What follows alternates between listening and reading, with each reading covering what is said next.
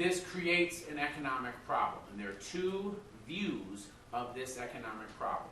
One view on the right argues that the economy is a system. You might call it an invisible hand. This is not a new concept. This goes back to Adam Smith. I don't know if you remember Adam Smith. He wasn't ours, but he's like 1790s, long time ago. Wealth of Nations.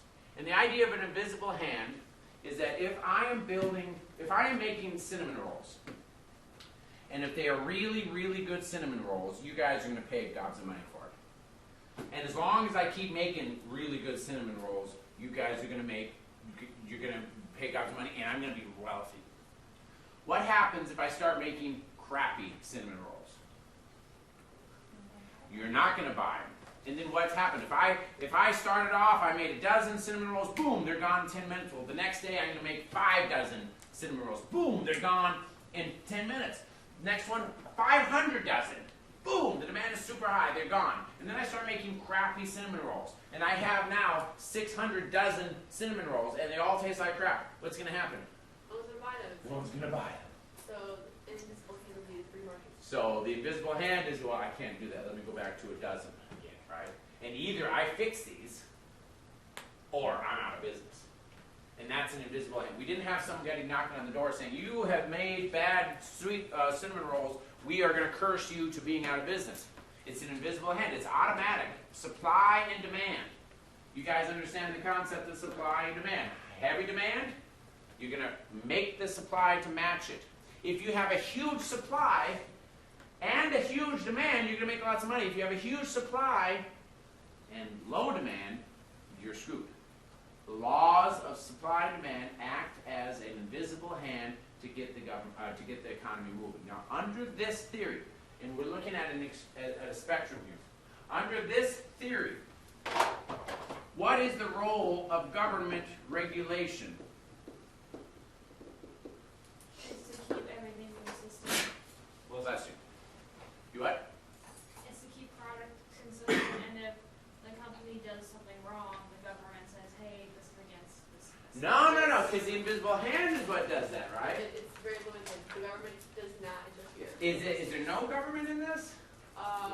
In a It's perfect, limited. very limited. I'll tell you where it is.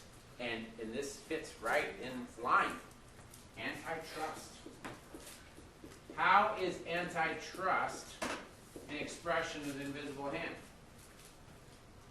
So trust is limiting the invisible hand, saying you have to buy from me so that... The invisible hand is not only supply and demand, right? It's also competition. If I make crappy cinnamon rolls and Fred right next to me is making really good cinnamon rolls again, who's going to lose? You. I'm going to lose. And either I make an equally good one at a better price, or I'm out of business. That's also part of the invisible hand.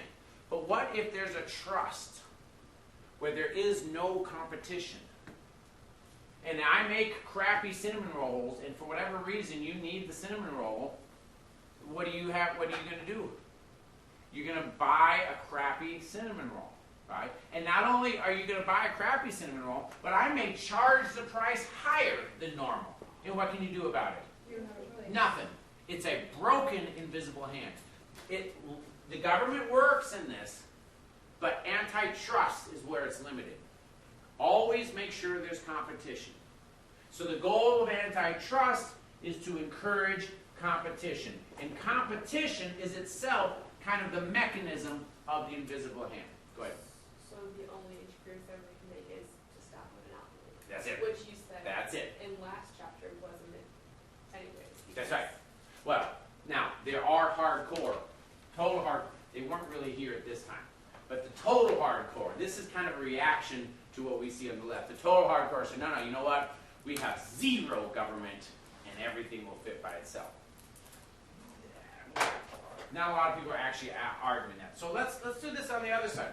The other side is looking at the same depression, the same economic recession. And they argue that if left to itself, the economy creates inequality. naturally creates. And your textbooks, by the way, are almost always on this side, and so they'll say these phrases. You'll hear these phrases. The economy, if left to itself, will make the rich richer and the poor poorer. I know that we say these things and it kind of slips off the tongue because it sounds fun, but let's just pause for just 2 seconds and ask ourselves what this really means. Rich, richer, and the poor, poorer. What does that mean? It's not helping anyone. We're predestined that if we're born poor, we're not gonna we can't become rich. Like there's no American dream there. Kind of, kind of. How about this? How do the rich get richer? How is it that the poor are poor? Taking the money from the poor. It's called the zero-sum game. I don't know if you guys have heard these phrases before. A zero-sum game, which means there's only a fixed amount of resources. If these guys are rich, that means that they've taken it from the poor. And the only way that the poor are able to get more money is if they take it from the rich. The implication is that there's a limited pie. It cannot grow. It's the exact opposite from what you have on the right. On this argument, the invisible hand is that the economy is constantly growing. And if you think about this in terms of the stock market, Amazon, 120 billion, I'm using just numbers made out of the sky. 120 billion, if the confidence in that company goes down, then it's suddenly worth 100 billion. What happened to that $20 billion? Did it go in anybody's pocket? Oh, it disappeared. It just disappears. On the other hand, what if suddenly it makes this wonderful, amazing invention where it eliminates all the data mining and yet it still does all these wonderful things for you? What's going to happen to its value? 200 billion. Where did that money come from? It didn't come from you, it came from the confidence. These are two different views. On this side, the rich get richer and the poor get poorer because there's only a certain amount. So from this view, the economy is naturally creating economic inequality. So what's the solution? How do we fix this?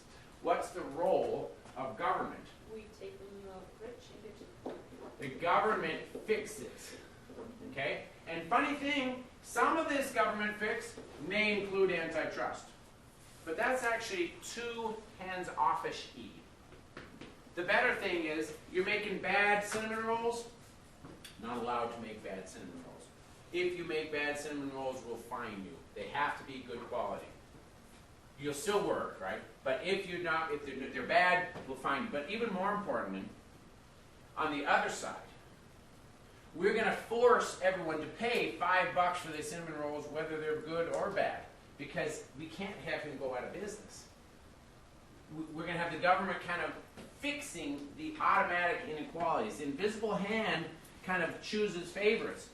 But if we have the government fixing, then some people will be able to always be in business no matter what because of this government regulation. So we'll fix it. The government will fix it. Now this sounds far-fetched. But it's actually not. Because What it's happening was, right you don't know these words, I'm going to give them to you now, and you will know these. NRA has nothing to do with rifles. National Recovery Administration. The full bill that does this is the National Industrial Recovery Act that creates the National Recovery Administration.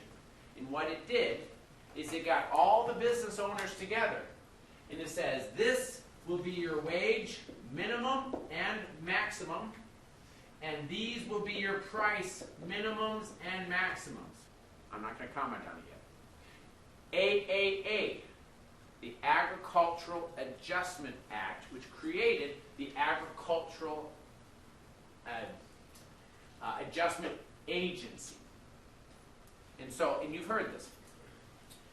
Farmers, around here, dairy farmers, you've got new technology, you're having a higher yield of milk, which means you've got just tons of milk, so the price of milk goes down. I had to put a lot of money to be able to get this technology to get that higher yield. So I put in a lot of money, and yet I'm not getting enough money back in the yield. So what's the solution? The government will kind of set the prices. And what we'll do is we will buy up all the milk that's extra. That means that in the public, there won't be as much milk. And that will artificially increase the supports, artificially increase the prices. What's going to happen to both of these bills? These are part of the recovery situation, They both 1930. end up not doing what they're promised or just making the economy worse. More than that. Anybody remember? They are both deemed unconstitutional, and they are struck down. Why would these be struck down? What is it called when you organize all the businesses It's in a such a way as to fix the prices? No, generally it's a monopoly. They were struck down as being a violation of the antitrust laws. The government's not supposed to have a monopoly. That's what these are. And they're struck down. Now, did that change anything? Well, we'll see. These are two different views.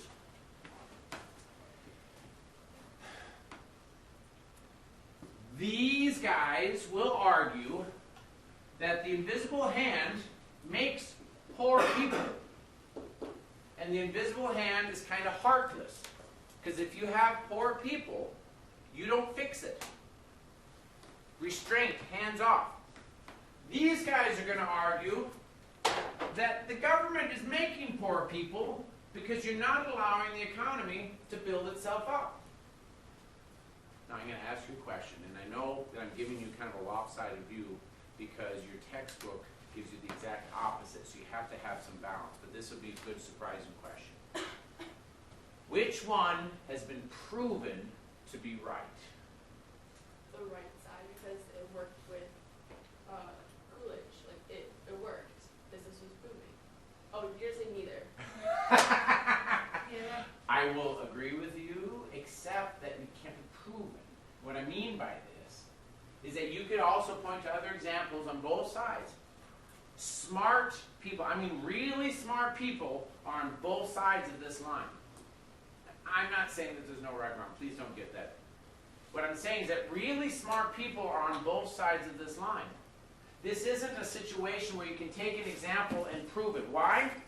Because if you take this example, if you already come with this mindset, this philosophy, then you are going to interpret it in a very clear way. If I get somebody who's not me, most of the historians basically in the department, when they come in here and they give you the same picture, they're going to talk about how these guys are all greedy and heartless and that they don't care about poor people. And so this is an example of all the terrible things of the economy. And these people saying this are very smart. They have lots of examples. They'll use the exact same evidence. They'll come up with a different interpretation. Now, as historians, are we upset by this? Are we saying you're biased? Because remember, what is a history? Just Story. It is totally an interpretation of the facts. It has to have an interpretation. We're not upset that somebody has an interpretation. But you should have some type of a balance here. How does this matter? Well, if this is an interpretation, then what we're really seeing here, this may help to put things in perspective, what we're really seeing here is a massive ideological realignment.